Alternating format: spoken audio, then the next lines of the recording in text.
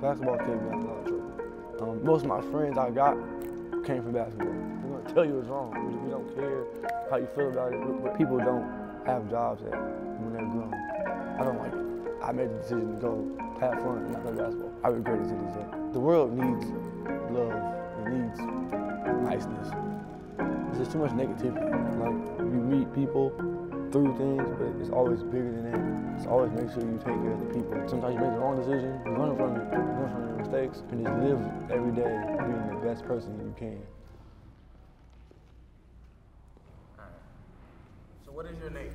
Joshua Jackson. I was born July 25th, 1990 in Los Angeles, California. I lived in the jungles first, and then, well, I lived in the jungles first, and I moved to Crenshaw Adams. It was like back and forth. So I lived on Crenshaw Adams growing up, went to Dorsey High School, so went to Crenshaw and Adams first, jungles, back to Crenshaw Adams. So it's like both places. Growing up was pretty crazy. I was in foster care until I was 10, for different reasons. I got back to my mom when I was 11, was homeless at 17.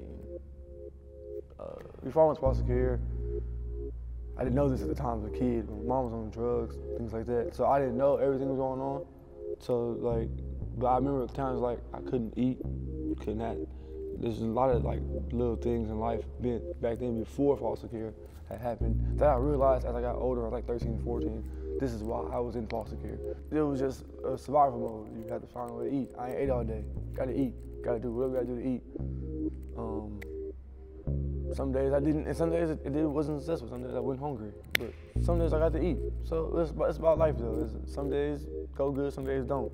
You gotta keep going with the next one. It teaches you to grow up really, really fast. You have to learn what not to do and what to do in certain neighborhoods, where not to go, where to go, what to say, what not to say. Just a lot of growing up fast, knowing what you have to do to survive. I believe it helped me a lot today to make me the strong person I am today, to go through all the things I go through today. I think it comes from being, back then I had to like fend for myself, I had to like eat by myself, I had to find a way to eat, do this, go to school the next day. It was just crazy. It's a crazy life to live for a 14-year-old. Foster care was actually not that bad compared to my regular life, because you get to meet kids that's in your situation around your age. So I still have foster, one of my friends, one of my foster kids that I was with when I was a kid. Still cool with him to today because I met him in the system. Growing up in foster care, it's kind of weird at first. You see a person that's supposed to be your mother, technically, and father, but you know your real mother, but you don't know as a kid that she's going through things which prevents you of living with her, so you gotta live with it. But you don't know all that stuff as a kid. You just know that you get placed with an adult, and now that's your mother. I stayed with my mom because she was alone. My grandma passed away, so I feel like I had to stay. By this time, I know now that she needs somebody there. She needs somebody to comfort her. She needs somebody to be there with her. She couldn't be by herself, so I stayed. Thinking back, I can't think back to who interested me in sports in general. I just knew I was kind of talented in baseball off natural ability. So I figured that out. I forgot how I figured it out, but I played at where I work at now. I played baseball there first. Played, and I was kind of good at it. But then I played basketball because my mom just put me in the basketball program. My first time, I was 10. It was my first time I ever played any organized basketball. But I was pretty good at that too. I made the All-Star team that year at the park and stuff like that. So from then on, it was like, okay, try to play basketball. So that's what I did. It's fun. It kept me out of trouble as a kid. So I always pull back to that. Like as a kid, basketball kept me out the streets, kept me out of gangs and stuff. Not completely, but it kept me out of bad situations. And now basketball is just fun. It's still a safe haven because life ain't perfect. So when I come, for example, I come in here and play for that hour and a half, it's release of everything. Because when the game's over, life starts back and you have to realize what's going on. But until then, when you're in here, you get to play basketball, you get to really play and not worry about nothing. You just play basketball, try to win, do the best you can to win the game, and that's it. No, without sports in general, I don't know where I'll be today. But basketball really just helped me get through the days. I didn't even play in high school like that, like I said. I didn't play in high school like that. But even like I wouldn't play every day at high school. Like just to not go home, to not go experience what's going on at the house. Didn't want to do that. Didn't want to be around that. So I just played basketball for hours at a time, 7, 8 hours a day. Going to USC to go play basketball, sneaking in the back door of USC to go play basketball with my friends. We used to do it all the time. Like, that's all type of stuff. Let's talk about your experience and being involved in the XvsX community. Being involved in the XvsX community is great. You get to meet new people, play basketball, have fun, competitiveness. It's all about being competitive. It's really good. I like it. Meet new people that you never thought you would meet. Has your participation in XvsX community increased your opportunities and exposure? To me, yeah, because more people get to see me. More people like was DMing me, asking me like where I hoop at and who you hoop with and all that. Like all of a sudden, out of nowhere, it's pretty cool to me. It's pretty cool to see people interact because of a platform. I coach high school basketball in downtown Los Angeles. So my first year there, I met a group of 4 girls. They graduated now, but I met a group of 4 girls, and it's a bond we have together. And I always write on my shoes the numbers that they wore in high school on my shoes, so that it means something to me. Sometimes on some of the pairs of shoes is their initials and the numbers, or just the numbers, but they know I represent them no matter where I go. It's the reason why I wear number 4. Most of the time I don't wear it here, but I wear number 4 mostly every league I'm in because of the meaning of the bond that we have. They've taught me a lot as children to me about life and what it is to actually have people that you care about in your life. It taught me about myself in terms of just being able to be there for the youth. I like being there for the youth because, not to take shots at anybody in my life, but when I was a child, I didn't have many people there.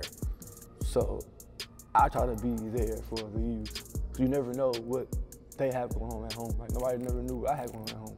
So no, you never know what they have going on at home. So I try to be there for them, and it just built a great bond. What got you into it? Well, I've been coaching basketball. I'm 31. I've been coaching basketball since I was 17 at my job that I work at now. I wasn't working at the time. I work there now. But I've been coaching basketball since I was 17. I think my mind was like kind of advanced when I was 17 because of everything I went through, and I knew that I can make an impact on the youth through coaching basketball, connecting with the youth, because one of my close people in my life, named Cliff Williams, got through me like that.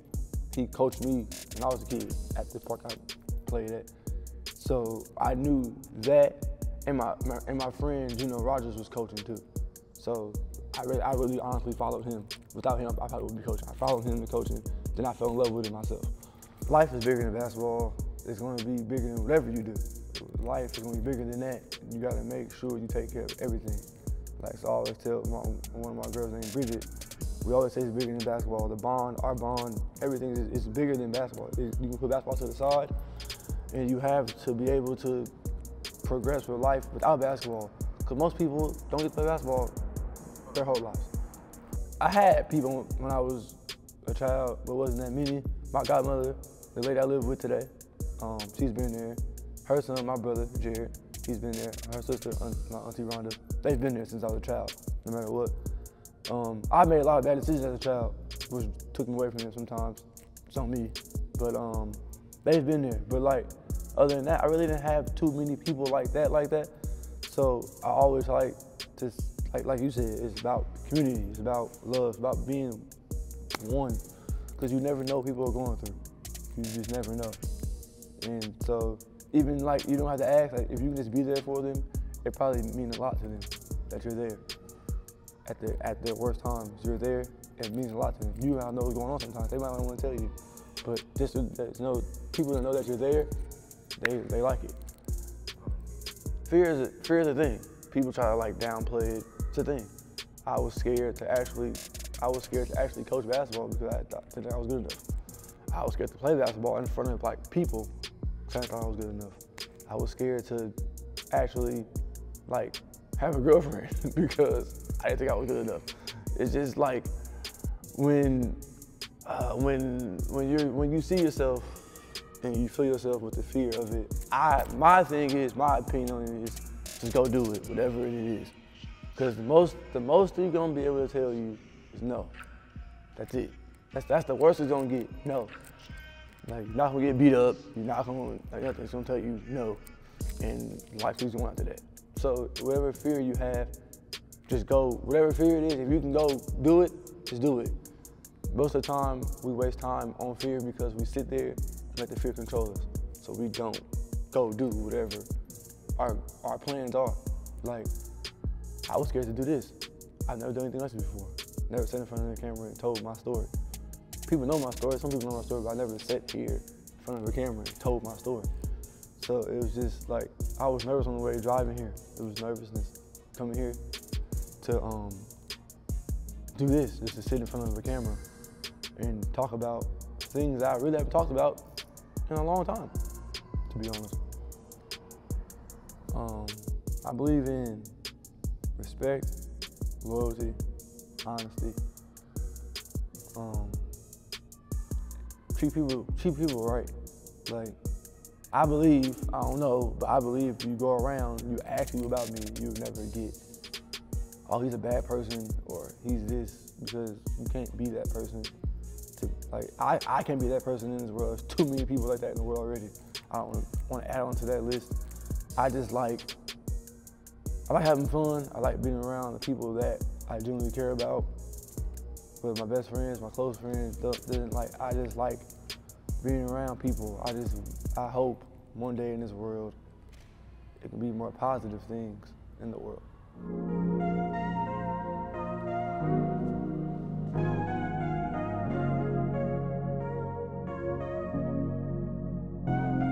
And I know you won't take me back, but I swear I'ma make this up for you, yeah. Yes, I will, babe.